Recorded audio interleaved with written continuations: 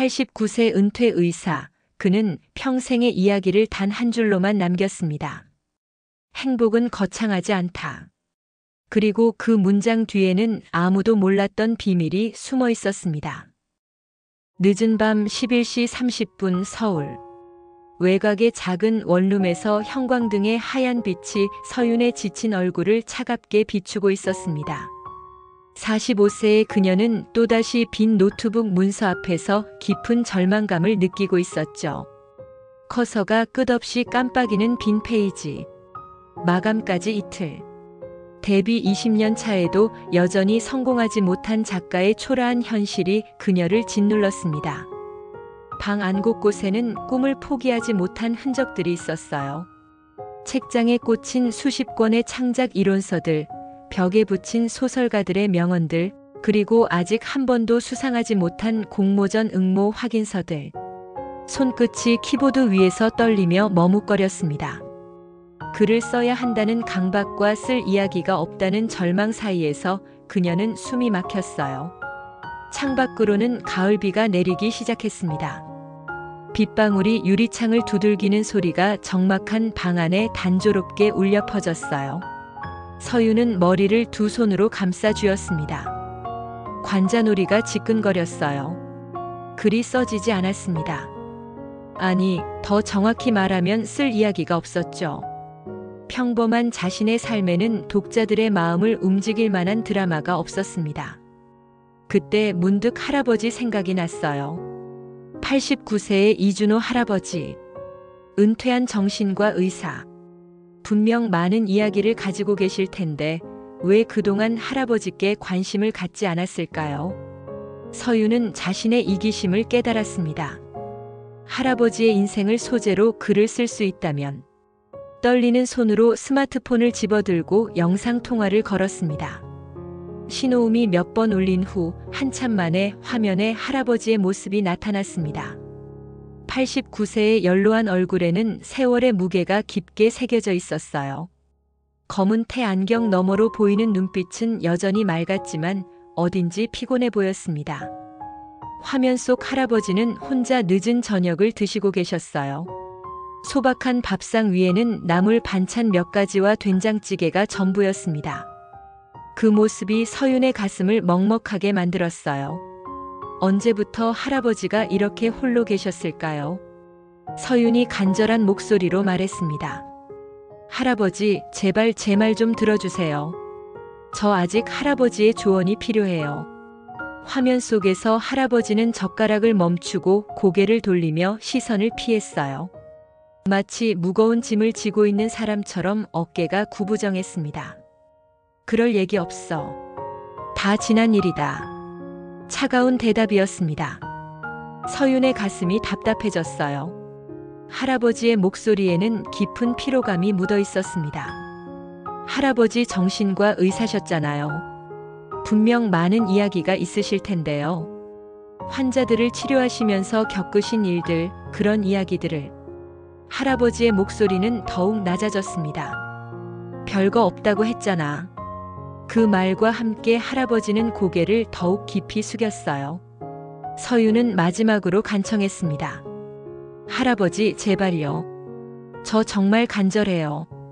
글을 써야 하는데 소재가 없어요. 할아버지의 삶 속에 분명 의미 있는 이야기들이 있을 텐데. 목소리가 떨렸습니다. 하지만 화면이 검게 변했습니다. 통화가 끊어진 거였어요. 어둠 속에서 서윤의 얼굴만이 스마트폰의 잔상에 홀로 남았습니다. 그녀의 눈가에 뜨거운 눈물이 맺혔어요. 빗소리가 더욱 거세졌습니다. 천둥 소리도 멀리서 들려왔어요. 서윤은 메시지 앱을 열고 떨리는 손으로 글을 써내려갔습니다. 할아버지, 저는 정말 할아버지의 이야기가 필요해요. 할아버지 이야기가 없으면 제 글도 채워지지 않아요. 전송 버튼을 누르고 나서도 답장은 오지 않았습니다. 읽음 표시조차 뜨지 않았어요. 서윤은 스마트폰을 책상에 던지듯 내려놓았습니다. 그녀는 책상에 엎드려 울음을 터뜨렸어요. 20년 동안 글을 써왔지만 여전히 인정받지 못하는 자신이 초라했습니다. 주변 사람들은 하나둘 다른 길을 찾아 떠났는데 서윤만 여전히 제자리에서 맴돌고 있었어요. 한편 할아버지는 조용히 일어나 창가로 걸어갔습니다. 밖으로는 같은 비가 내리고 있었어요. 한옥의 지붕 위를 흘러내리는 빗물 소리가 고요한 밤을 채웠습니다. 그는 서랍에서 오래된 클래식 LP를 꺼내 들었어요. 베토벤의 월광 소나타였죠. 커버 위에는 세월의 때가 묻어 있었습니다. 이 음반은 젊은 시절 아내와 함께 듣던 것이었어요. 아내가 떠난 후로는 한 번도 틀어보지 않았습니다. 그는 잠시 음반을 바라보다가 마치 무거운 기억을 내려놓듯 힘없이 바닥에 놓았어요. 레코드판이 마루에 떨어지는 소리가 깊은 밤의 정막을 깼습니다. 작가를 꿈꾸는 손녀와 은퇴한 정신과 의사 할아버지. 같은 하늘 아래 있지만 두 세대 사이의 간격은 점점 벌어져만 갔습니다. 이준호는 창가에 서서 빗방울이 유리를 타고 흘러내리는 모습을 한참 바라보았어요. 그의 마음속에도 비처럼 쓸쓸함이 내리고 있었습니다. 서윤은 다시 노트북 화면을 응시했습니다. 커서가 여전히 깜빡이고 있었어요. 그녀는 깊은 한숨을 내쉬며 혼잣말했습니다. 왜 이렇게 어려운 걸까요? 할아버지는 분명 대단한 분이신데 정신과 의사로 평생을 사시면서 얼마나 많은 사람들을 만나셨을까요? 손가락으로 관자놀이를 문지르며 두통을 달래려 했지만 소용없었습니다. 그 순간 노트북에서 소셜미디어 알림이 떴습니다. 같은 나이 또래 작가의 성공 소식이었어요. 베스트셀러 작가라는 타이틀과 함께 화려한 북 콘서트 사진이 화면에서 반짝였습니다. 댓글들에는 축하 메시지가 가득했어요. 서윤의 마음은 더욱 조급해졌습니다. 다른 사람들은 다 성공하는데 자신만 제자리인 것 같았어요. 저는 언제쯤 인정받을 수 있을까요? 언제쯤 내 이름으로 된 책을 서점에서 볼 수 있을까요? 목소리에는 깊은 피로감과 절망이 묻어 있었어요. 서윤은 자신의 처지가 한없이 초라하게 느껴졌습니다. 비는 새벽까지 내렸습니다. 서윤은 결국 한 줄도 쓰지 못한 채 책상에 엎드려 잠들었어요. 꿈속에서도 빈 페이지가 그녀를 괴롭혔습니다. 사흘이 지난 오후였습니다. 하늘은 개었지만 공기는 여전히 축축했어요. 길가에는 비에 젖은 낙엽들이 수북이 쌓여 있었습니다. 서윤은 지하철을 타고 할아버지가 사시는 경기도의 한적한 도시로 향했어요. 차창 밖으로는 가을 풍경이 지나갔지만 그녀의 마음은 여전히 무거웠습니다. 할아버지 댁에 도착했을 때는 오후 3시쯤이었어요. 전통적인 처마 아래로 현대적인 인터폰이 달려있는 모습이 묘하게 어울렸습니다. 정원에는 비에 젖은 국화꽃들이 고개를 숙이고 있었고 감나무에는 주황색 감들이 주렁주렁 달려 있었어요. 할아버지께서 직접 가꾸신 정원이었습니다. 그녀는 잠시 망설였어요. 과연 할아버지께서 반가워하실까요? 마음이 두근거렸습니다. 용기를 내어 초인종을 눌렀어요. 누구세요? 할아버지의 목소리가 인터폰 너머로 들려왔습니다. 예전보다 더 쇠약해진 것 같았어요. 할아버지, 서윤이에요. 찾아뵈러 왔어요. 잠시 침묵이 흘렀습니다. 그 짧은 순간이 영원처럼 느껴졌어요. 할아버지께서 고민하고 계신 것 같았습니다. 그리고 문이 열렸어요. 할아버지의 표정은 여전히 굳어 있었습니다. 회색 가디건을 입은 모습이 더욱 쓸쓸해 보였어요. 깊게 패인 주름 사이로 세월의 무게가 느껴졌습니다. 왜 왔어? 목소리는 차가웠지만 어딘지 반가운 기색도 있었어요. 그냥 할아버지 보고 싶어서요. 서윤의 목소리는 작고 조심스러웠습니다. 할아버지는 아무 말 없이 돌아섰고 서윤은 조심스럽게 뒤따라 들어갔어요. 현관에서부터 할아버지만의 냄새가 났습니다. 한약 냄새와 오래된 책 냄새, 그리고 어딘지 쓸쓸한 혼자 사시는 노인의 냄새. 거실은 단정했지만 어딘지 쓸쓸했습니다. 벽에는 오래된 의학 관련 상장들이 걸려 있었고 그 중에는 지역 의료 발전 공로상도 있었어요. 책장에는 두꺼운 의학서들과 정신분석학 관련 서적들이 빼곡히 꽂혀 있었습니다.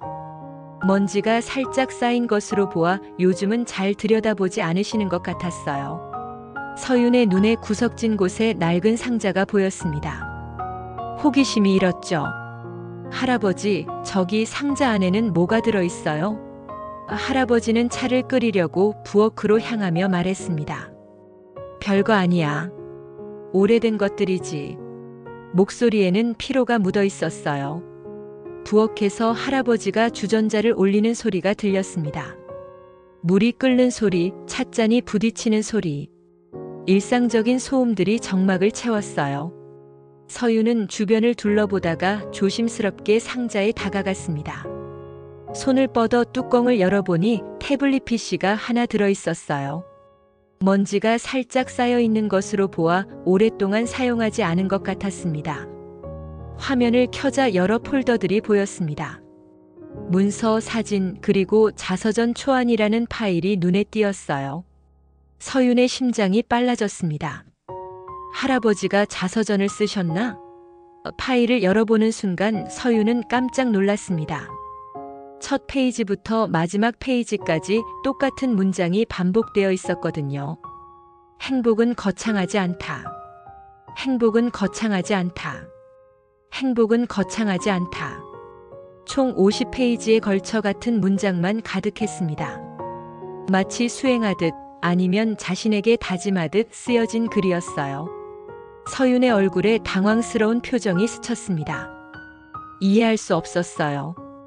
분명 할아버지는 많은 경험을 하셨을 텐데 왜 이런 글만 쓰신 걸까요? 그녀는 태블릿을 들고 부엌으로 달려갔습니다.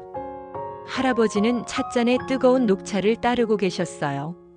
차향이 은은하게 퍼졌습니다. 할아버지, 이게 뭐예요? 할아버지의 손이 잠시 멈췄습니다. 찻잔을 든 손이 미세하게 떨렸어요. 어디서 그걸 꺼냈어? 자서전이 이게 다라고요? 전쟁도 겪으셨고 수많은 환자들을 치료하셨을 텐데 그런 이야기는 하나도 없고 이 한 문장만 계속 반복되어 있어요. 서윤의 목소리가 높아졌습니다. 실망과 답답함이 한꺼번에 터져 나왔어요. 할아버지는 찻잔을 탁자에 조심스럽게 내려놓았습니다. 잔이 받침에 닿는 소리가 유난히 크게 들렸어요. 쓸만한 건 없다고 했잖아. 할아버지의 목소리는 더욱 낮아졌습니다. 할아버지는 정신과 의사셨잖아요. 환자들을 치료하셨잖아요. 분명 대단한 일들을 하셨을 텐데요. 서윤의 목소리에는 절망이 섞여 있었어요. 할아버지는 고개만 더욱 깊이 떨궜습니다. 그때 서윤의 스마트폰에서 메시지 알림음이 울렸습니다. 친구 작가가 보낸 조언이었죠.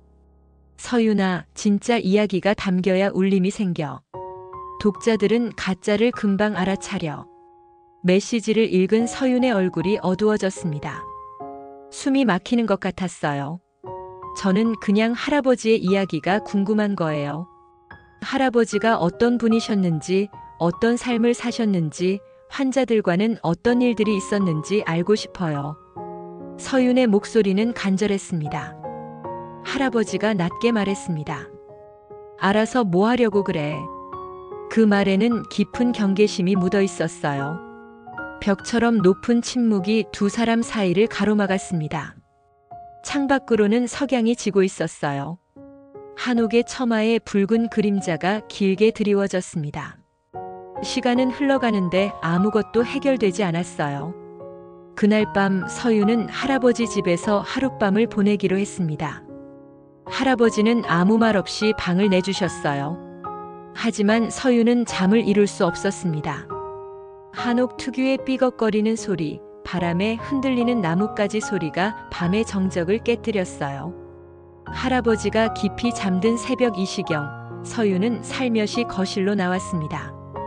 달빛이 창문을 통해 들어와 거실을 은은하게 비추고 있었어요. 모든 것이 고요했습니다. 책상 위에 놓인 할아버지의 노트북이 달빛에 반짝였어요. 서윤은 잠시 망설였습니다. 이러면 안 된다는 걸 알고 있었어요. 하지만 궁금함과 절박함을 참을 수 없었습니다. 조심스럽게 노트북을 열었어요. 미안해요, 할아버지. 작은 목소리로 사과하며 전원 버튼을 눌렀습니다. 화면에는 여러 폴더들이 정리되어 있었어요. 문서 폴더, 사진 폴더, 그리고 음악 공유라는 폴더가 눈에 띄었습니다. 이상했어요. 할아버지가 음악을 누구와 공유하시는 걸까요? 호기심에 클릭해보니 예상과는 전혀 다른 파일들이 가득했습니다. 영상 파일들이었어요. 환자들이 보낸 영상 메시지들이었습니다. 서윤의 심장이 빨라졌어요. 첫 번째 영상을 조심스럽게 재생해 보았습니다. 화면에 중년 남성이 나타났어요. 눈가에 주름이 있었지만 표정은 밝았습니다. 선생님 안녕하세요. 김민수입니다. 선생님 덕분에 살아났습니다. 남성의 목소리는 떨리고 있었어요. 진심이 가득 담긴 목소리였습니다.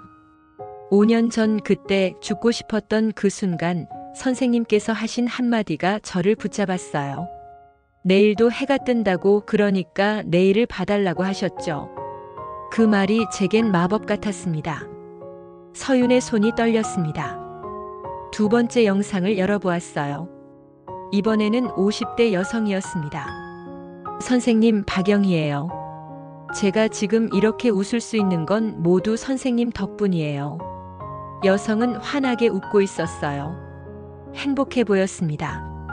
심한 우울증으로 괴로워할 때 선생님이 저와 함께 병원 정원을 걸어주셨던 그 시간을 잊을 수 없어요. 선생님은 제게 희망이었습니다. 영상은 계속 이어졌습니다. 할아버지에게 감사를 표하는 사람들의 목소리가 끊이지 않았어요.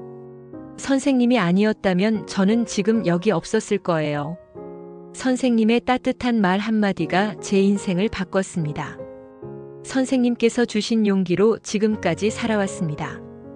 서윤은 이어폰을 빼고 뒤를 돌아보았습니다. 언제부터인지 할아버지가 거기 서 계셨어요. 잠옷 차림의 할아버지 얼굴에는 복잡한 감정이 스쳐 지나가고 있었습니다. 놀람, 당황, 그리고 어떤 슬픔 같은 것이 눈빛에 섞여 있었어요. 할아버지, 이게 뭐예요? 서윤의 목소리는 떨렸습니다. 그냥 옛날 일이야. 할아버지의 대답은 여전히 짧았어요. 옛날 일이라고요? 이분들은 할아버지를 진짜 선생님이라고 부르고 계세요. 할아버지 덕분에 살았다고, 인생이 바뀌었다고 말하고 계세요. 서윤의 눈가가 촉촉해졌습니다. 그녀가 알고 있던 할아버지는 고독하고 말없는 노인이었어요. 하지만 화면 속 진실은 완전히 달랐습니다. 수많은 사람들을 살린 의사, 절망에 빠진 이들에게 희망을 준 치료자. 그것이 할아버지의 진짜 모습이었죠. 할아버지는 정말 대단한 분이셨구나. 서윤의 목소리에는 경외감이 섞여 있었어요. 할아버지는 아무 말 없이 서윤 옆에 앉았습니다. 두 사람은 한동안 조용히 화면을 바라보았어요. 달빛이 그들의 어깨를 포근히 감쌌습니다. 이틀 뒤 오후였습니다. 가을 햇살이 한옥의 마당을 따뜻하게 비추고 있었어요. 서윤이 할아버지와 함께 늦은 점심을 먹고 있을 때 그녀의 스마트폰에 영상통화가 걸려왔습니다. 낯선 번호였어요. 할아버지가 고개를 들었습니다. 여보세요? 화면 속에는 60대 의사가 친근한 미소를 짓고 있었습니다. 깔끔한 흰색 가운을 입고 있었고 배경으로는 현대적인 병원이 보였어요. 안녕하세요, 서윤 씨. 저는 박준혁 의사입니다. 이준호 선생님의 옛 동료였어요. 서윤은 놀라서 할아버지를 바라보았습니다. 할아버지의 표정이 미묘하게 변했어요. 선생님께서 손녀분에 대해 자주 말씀하셨거든요. 한번 인사드리고 싶어서 연락했습니다. 네, 감사합니다. 서윤의 목소리는 조심스러웠어요. 서윤 씨, 혹시 할아버지가 어떤 일을 하셨는지 아시나요? 정신과 의사셨다고 들었어요. 박 의사의 얼굴에 미소가 더욱 깊어졌습니다. 맞습니다. 하지만 그게 다가 아니에요. 할아버지는 이 지역의 정신건강의학과를 처음 만드신 분이에요. 서유는 놀란 눈으로 화면을 바라보았습니다. 30년 전 이 지역에는 정신과 병원이 하나도 없었어요. 사람들은 마음의 병을 치료받을 곳이 없어서 고통받고 있었죠. 할아버지께서 개인 병원을 세우시고 경제적으로 어려운 환자들을 무료로 치료해 주셨어요.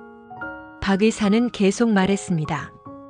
그리고 수많은 후배 의사들을 길러내셨죠. 지금 이 지역 정신과 의사의 절반 이상이 선생님의 제자라고 해도 과언이 아니에요. 선생님은 단순히 치료만 하신 게 아니라 이 지역 정신건강의료의 기반을 만드신 분입니다. 정말 할아버지가 그런 일을 하셨다고요? 서윤의 목소리가 떨렸습니다. 저희가 의사가 될 수 있었던 건 모두 선생님 덕분입니다. 선생님은 이 지역 의료의 뿌리나 다름없어요. 환자들뿐만 아니라 의료진들에게도 아버지 같은 존재셨죠. 지금도 어려운 결정을 내릴 때면 선생님이라면 어떻게 하셨을까 생각해 봅니다. 통화가 끝나자마자 서윤의 SNS에 알림이 쏟아지기 시작했습니다. 박 의사가 할아버지에 대한 글을 공유한 것이었어요. 서윤은 댓글들을 하나씩 읽어보았습니다. 이준호 선생님이 계셔서 우리가 의사가 됐습니다. 저도 선생님 덕분에 살았어요. 은사님 정말 감사합니다. 댓글은 시간이 지날수록 더 많이 달렸습니다. 선생님의 가르침을 평생 잊지 않겠습니다. 어려웠던 시절 선생님이 희망이었습니다. 지금도 환자를 볼 때 선생님 말씀을 떠올려요. 선생님께서 가르쳐 주신 따뜻함으로 환자들을 대하고 있습니다. 할아버지를 기억하는 사람들이 이렇게나 많았던 거예요. 서유는 깨달았습니다. 할아버지는 세상에서 자신을 지운 게 아니었어요. 오히려 다른 사람들 안에 자신을 깊이 새겨 넣으셨던 거였습니다. 영웅처럼 거창한 일을 하신 게 아니라 한 사람 한 사람을 정성스럽게 치료하고 가르치셨던 거죠. 할아버지, 저는 할아버지에 대해 아무것도 몰랐네요. 서윤의 목소리에는 부끄러움이 섞여 있었어요. 할아버지는 여전히 조용했지만 그의 눈가에 미세한 미소가 떠올랐습니다. 스마트폰 화면에는 여전히 감사 메시지들이 올라오고 있었어요. 저녁 무렵이었습니다. 서쪽 하늘이 붉게 물들고 있었어요. 잔잔한 피아노 선율이 흘러나오고 있었습니다. 서윤은 할아버지 앞에 무릎을 꿇고 앉아 떨리는 목소리로 말했습니다. 할아버지, 제가 고백할 게 있어요. 저는 항상 인정받고 싶었어요. 제가 특별한 사람이 되고 싶었고 성공한 작가가 되고 싶었어요. 서윤의 목소리가 점점 작아졌습니다. 죄스러운 마음이 가득했어요. 그래서 할아버지 이야기를 빌려서 제가 유명해지려고 했던 거예요. 할아버지의 인생을 소재로 써서 제가 인정받으려고 했어요. 할아버지가 어떤 분이신지도 모르면서 그냥 제 욕심 때문에. 서윤의 눈에서 눈물이 흘러내렸습니다. 할아버지는 수많은 사람들을 살리셨는데, 그들에게 희망을 주셨는데, 저는 할아버지를 이용하려고만 했어요. 정말 이기적이었어요. 감정이 터져 나왔습니다. 서윤의 목소리가 떨렸고 어깨가 흔들렸어요. 미안해요, 할아버지. 정말 미안해요. 제가 얼마나 이기적이었는지, 얼마나 할아버지를 모르고 있었는지 이제야 깨달았어요. 할아버지는 제가 생각했던 것보다 훨씬 대단한 분이셨는데, 서윤은 더 이상 말을 잇지 못했어요. 할아버지는 조용히 일어나 서윤 곁에 앉았습니다. 그리고 손녀의 손을 두 손으로 포근하게 감쌌어요. 89세 노인의 손은 여전히 따뜻했습니다. 주름이 가득했지만 그 안에는 수많은 사람들을 어루만져온 온기가 남아 있었어요. 서윤아, 나는 내가 있어서 늘 고마웠다. 할아버지의 목소리는 잔잔했지만 깊은 울림이 있었어요. 할아버지, 내가 내 이야기를 쓰든 말든, 내가 유명해지든 말든, 난 이미 충분히 행복하다. 할아버지의 목소리에는 확신이 가득했습니다. 행복은 거창하지 않단다. 내가 이렇게 내 옆에 있어주는 것만으로도 충분하단다. 할아버지의 눈빛은 따뜻했어요. 나는 많은 환자들을 치료했지만 그들을 통해 오히려 내가 더 많이 배웠다. 행복이란 특별한 게 아니야. 누군가를 사랑하고 사랑받는 것, 그것만으로도 충분한 거란다. 서윤의 눈물이 더욱 뜨거워졌습니다. 할아버지 사랑해요. 나도 사랑한다, 우리 서윤이. 그 순간 모든 오해와 벽이 무너졌습니다. 창밖으로는 별들이 하나둘 떠오르고 있었어요. 가을밤의 공기는 차가웠지만 두 사람의 마음에는 따뜻함이 가득했습니다.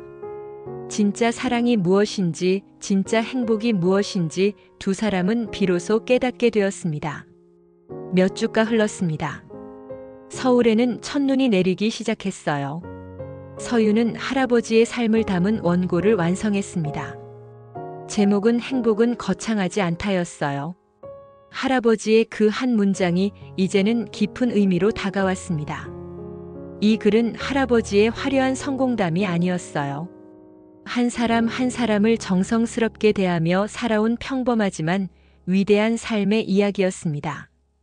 거창한 영웅담이 아닌 일상 속에서 피어나는 작은 사랑들의 기록이었죠. 문학 공모전 웹사이트 앞에서 서윤은 잠시 망설였어요. 하지만 이번에는 떨림보다 확신이 있었습니다. 이 글은 유명해지기 위한 글이 아니었어요. 할아버지에 대한 진심, 그리고 진짜 행복에 대한 깨달음이 담긴 글이었습니다. 업로드 버튼을 눌렀어요. 할아버지, 제가 할아버지 이야기를 잘 썼을까요?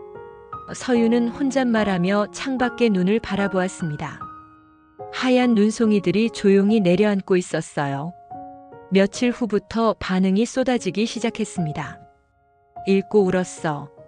정말 감동적이야. 다른 사람들에게도 공유해도 될까? 우리 할아버지 생각이 났어. 이런 글을 써줘서 고마워. 가족의 소중함을 다시 느꼈어. 정말 좋은 글이야. 소셜미디어에서도 글이 빠르게 퍼져나갔습니다. 사람들의 마음을 움직였거든요. 댓글들이 계속 달렸어요. 우리 부모님 얘기도 떠올랐네요. 평범한 일상이 얼마나 소중한지 알게 됐어요. 가족과 화해하고 싶어졌어요. 할아버지께 안부 인사드리러 가야겠어요. 특히 많은 사람들이 행복은 거창하지 않다는 문장에 깊이 공감했어요. 소소한 일상의 소중함을 깨달았어요. 가족과 함께하는 시간이 얼마나 중요한지 알게 됐어요. 진짜 행복이 뭔지 생각해보게 됐어요. 저녁이 되었습니다. 서윤은 다시 할아버지를 찾아갔어요. 한옥 거실에서 할아버지와 서윤이 나란히 앉아 태블릿을 보고 있었습니다. 사람들 반응이 참 좋구나. 네, 할아버지.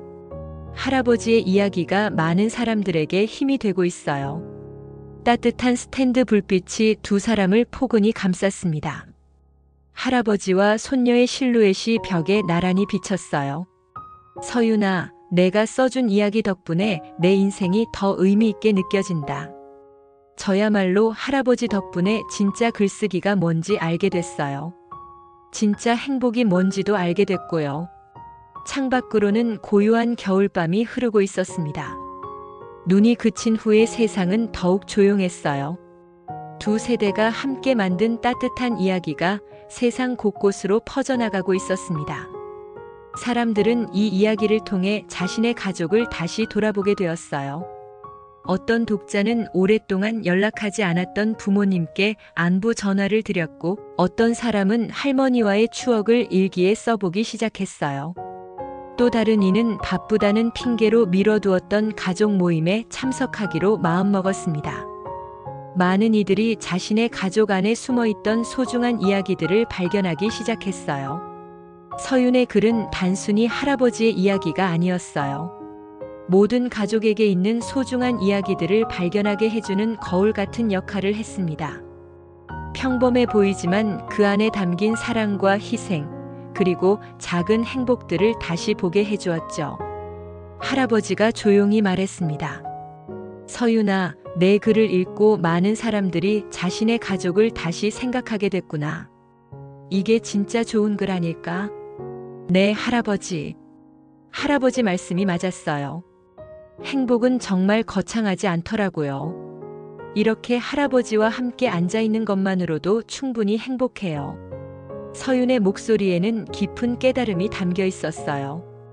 우리 모두에게는 소중한 이야기가 있어요. 평범해 보이지만 누군가에게는 빛이 되었을 이야기들이요. 서윤이 계속 말했습니다. 부모님의 젊은 시절, 할머니의 손맛, 할아버지의 작은 철학. 그 모든 것이 우리만의 특별한 이야기죠.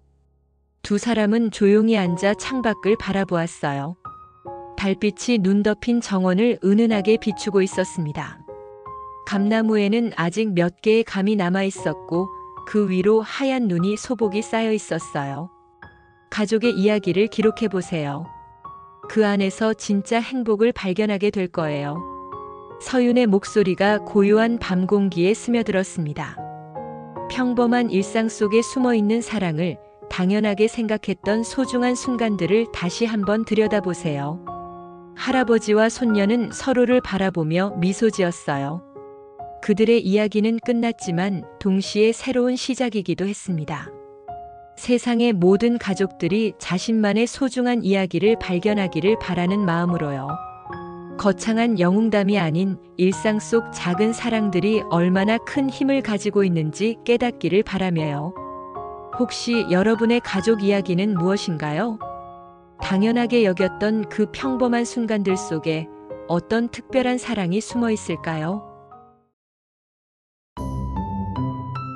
오늘 이야기를 들으며 어떤 생각이 드셨나요? 댓글로 여러분의 마음을 나눠주시면 이 공간이 서로에게 위로와 힘이 되는 자리가 될 것입니다. 구독과 좋아요는 앞으로 더 많은 감동을 함께 나누는 약속입니다. 여러분의 하루에 건강과 행복이 함께하길 바라며 다음 이야기에서 다시 찾아뵙겠습니다. 오늘도 시청해주셔서 감사합니다.